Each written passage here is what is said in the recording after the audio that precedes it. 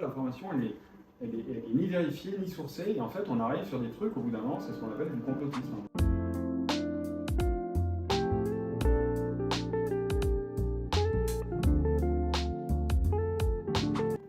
Très très jeunes, ils sont nés avec les réseaux sociaux. Donc, tout ce qui est presse, c'est quelque chose qui ne leur parle pas. Même le mot presse, ça ne leur parle pas.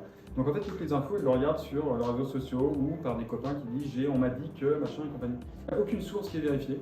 Donc en fait, c'est de l'information que le mec du 4e il peut publier, mais sauf qu'il a vu quelque chose, donc il dit voilà, l'information c'est ça. En fait, l'information elle est ni vérifiée ni sourcée, et en fait on arrive sur des trucs, au bout d'un moment, c'est ce qu'on appelle du complotisme. À un moment donné, les gens racontent n'importe quoi, les faits sont déformés. La différence entre un journaliste et un type qui est sur les réseaux sociaux, qui a un compte Instagram ou qui a un blog, c'est que vous, les journalistes, vous vérifiez votre source et c'est ça, vous vérifiez votre source. Quand on nous donne une information, il faut qu'avant de publier, il faut qu'on ait minimum deux sources, mais c'est le grand minimum de sources qui ne se connaissent pas, qui vous racontent la même chose pour dire ouais, là il y a peut-être un truc.